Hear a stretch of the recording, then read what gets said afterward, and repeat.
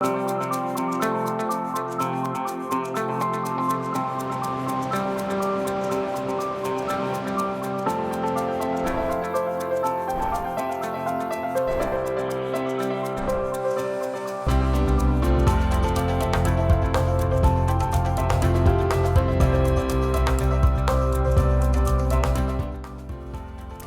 in Across the Fence, a new book explores the quest for law and order in the Queen City.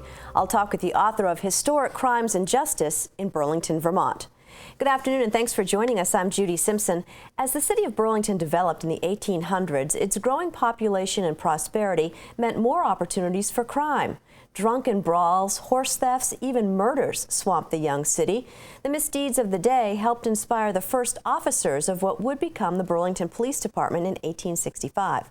On the 150th anniversary of the department, local author Jeffrey Beerworth has written an engaging and informative book about Burlington's historic crimes and justice. It's great to have you with us. Thank you, Judy. Now, you're a native of Vermont. You're also a detective with the Burlington Police Department, so you bring sort of a close-up perspective to this book. What kind of research did you have to do? Well, the research was pretty extensive, but I focused mainly on the major events of the department, such as the criminal cases that have occurred throughout its history. But also, I wanted to look into, the advancements in technology, changes in policing philosophy, and also really follow the lives of the officers and those who served as chief of police throughout its 150-year history. And I'm really surprised that you found so much information out. I mean, I didn't even know this stuff was being documented. Tell us a little bit about the origins of the department. Sure. Well, the city was officially organized in 1865 with the city charter, and that really organized the police officers of the department into an official police department. It was headed by the first constable, which is now commonly known as the chief of police. And they were tasked with, enforcing the laws of the state as well as the city ordinances, and that's where it all started. And so, were these people? Did they have any kind of training? Did they have any kind of weapons? Well, did they get paid? Well, those are very good questions. They did have weapons. They were not given any official training. They were not given uniforms. There were no rules governing their conduct other than enforcing the laws of the state and the city. So they were very much learning on the job. And it was very difficult because a lot of these people getting police appointments really came from a wide variety of backgrounds.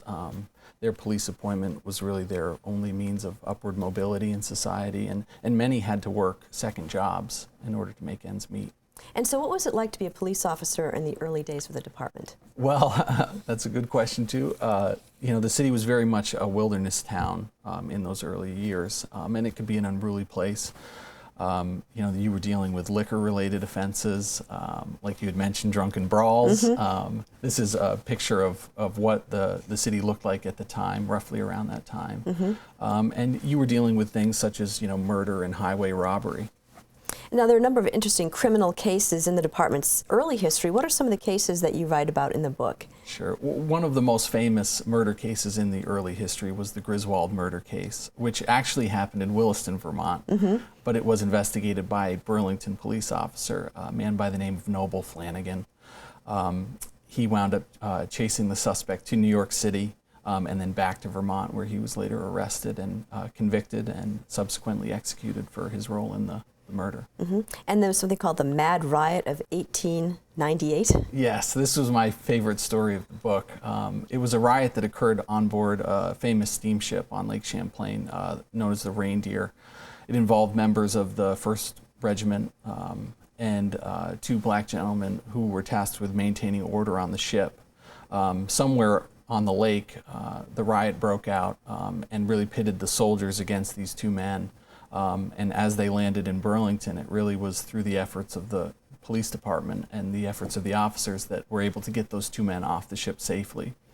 And it also highlighted a political rift that was happening at the time between City Hall, the mayor, and the chief of police. And so who are some of the infamous criminal characters who've come to Burlington over the course of time? Sure. The most infamous was, of course, Dr. Henry Holmes. Yeah, once you read that story, it really gives you the creeps. Yes, he's widely regarded as America's first serial killer. This is a picture of him now. He came to Burlington in 1894 and rented a house on North Winooski Avenue. At the time, he was being pursued by Pinkerton detectives, and he was chased by our chief of police in Burlington at the time. He did get away, but was later arrested in Boston. And so did he commit any crimes in Vermont? Nothing that we have firm evidence of or was ever documented that I found, but he was rumored to have killed, as many, hundreds of people over the course of his, criminal career. That's crazy. Okay, let's move on to Molly Matches. Molly Matches. He is certainly a less nefarious character than Holmes, but he was widely regarded as America's greatest pickpocket.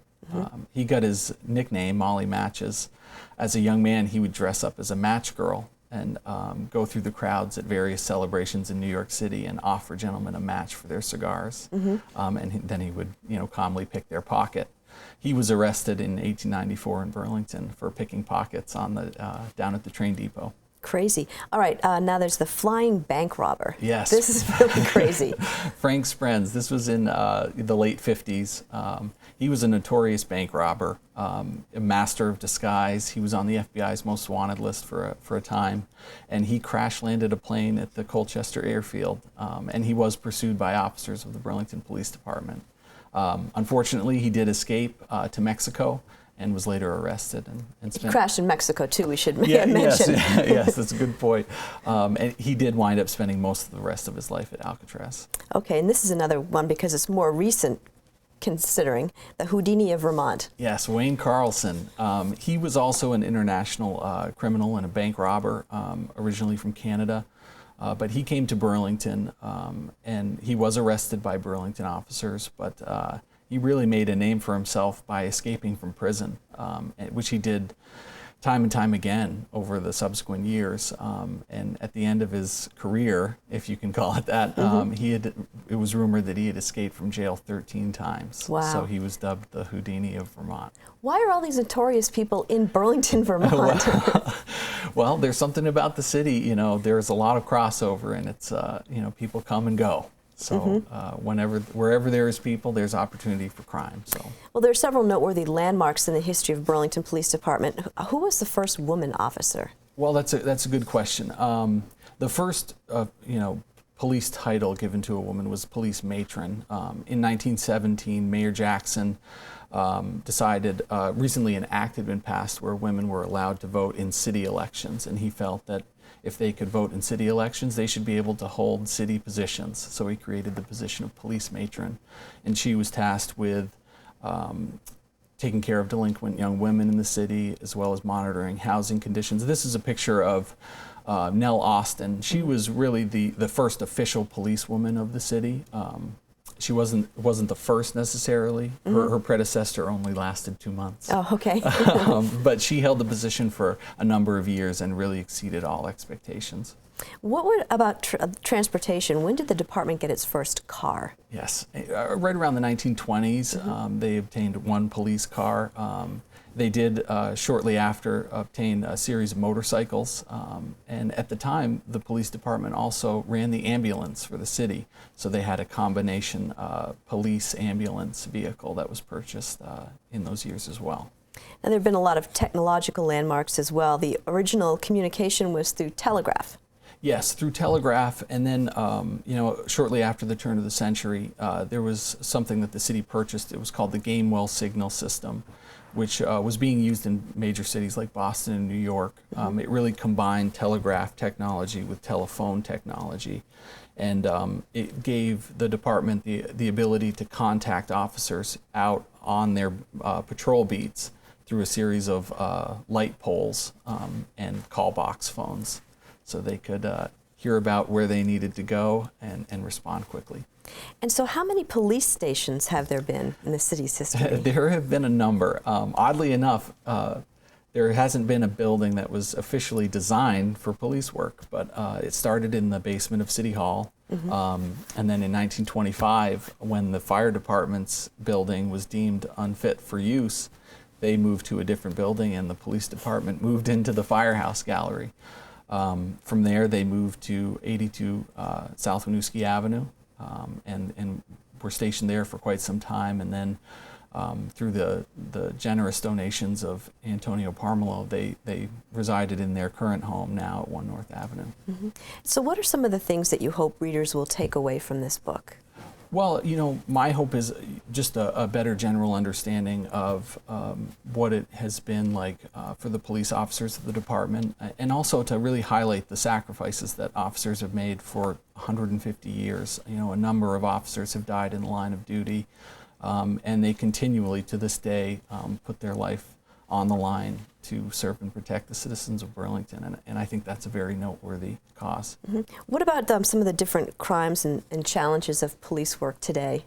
Yes, you know, a lot. I've talked to some of the veterans from earlier years, and a lot of it's been the same. You know, it all follows a similar pattern, but obviously each decade seems to have its own challenges. Obviously, we're dealing with an opiate problem now that is, you know, out of control, and we're trying to grapple with that and find the best way to address that. Mm-hmm. And that's very similar to what they were dealing with in the early years of the department with liquor-related offenses and prohibition. So there is some crossover, but there's also some new paths that I think we can take to address the issues. I know one of the things that you mentioned in the book was that, you know, back in the day, there was very little equipment that police officers had to work with, and today they actually have to wear more than just that. Belts aren't even strong enough to hold everything that officers have to carry. Yes, you know, things have changed greatly. We're very fortunate that we have a lot of technology now that not only can protect us, but we have a number of tools to more properly investigate crimes. With that said, you know, the challenges aren't getting any easier. You know, we're obviously, you know, nowadays we're scrutinized very closely with good reason. You know, people want to know that their police officers are acting appropriately, and we're committed to doing that. But it certainly is a complicated work environment. I bet. Now, one thing that we haven't talked about yet is police dogs, because you also include your canine companions. Yes. So the first canine came right around the 1960s, I believe. He was named after Matt Dillon from the popular Western TV series. And, you know, it's been consistent for the most part throughout the years that we've had a few canine officers on duty, and really such a valuable resource for the department. Any advice for someone who might be thinking about a career in law enforcement? What some of the challenges would be? Well, you know, the obvious challenges are, you know, the sacrifices that you have to make with your family life, but also the dangers, the inherent dangers that are there. I can say that I would always encourage someone, if they're interested in helping and serving others, to apply at the Burlington Police Department. It doesn't take a strict background. You know, I was an art major in college, Really? so a very unorthodox beginning and an unorthodox career for me. Mm-hmm. But I have thoroughly enjoyed my time with the department, and it is an exceptional career. What do you like best about it? Well, again, you know, I like the interaction with the public, and just knowing that at the end of the day you've made a difference and you've helped to, you know, make the city safe. That is something that you can't always find in a 9-to-5 job, and I'm very fortunate to be employed where I am. I'm going to ask you a little personal question. I Sure. know you have children. What are your hopes for your children? Well, you know, I hope that they take away just the tenets that I've explained, really, you know, serving others. I think that is truly the way to find happiness in a career, and really have a lasting career. You know, certainly as far as police work, if they were, I would certainly encourage them to get into the line of work. Mm-hmm. But you know, it also takes a certain amount of self-reflection to make sure you're ready for that commitment. Right, exactly. And just one more quick note: how long did it take you to write this book? It was, well, with research and writing, it was just about 3 years. And this is actually just a smaller version of your original manuscript. Yes, it's only a portion of the total manuscript. Originally it was about 133,000 words that got edited down to about 45,000. Well, Jeffrey Beersworth's book is entitled Historic Crimes and Justice in Burlington, Vermont. It's published by the History Press. You can order the book by calling the publisher at 888-313-2665. And as always, we encourage you to visit your local bookstore or public library. Thanks so much for being with us today. Thank you, Judy. That's our program for today. I'm Judy Simpson. We'll see you again next time on Across the Fence.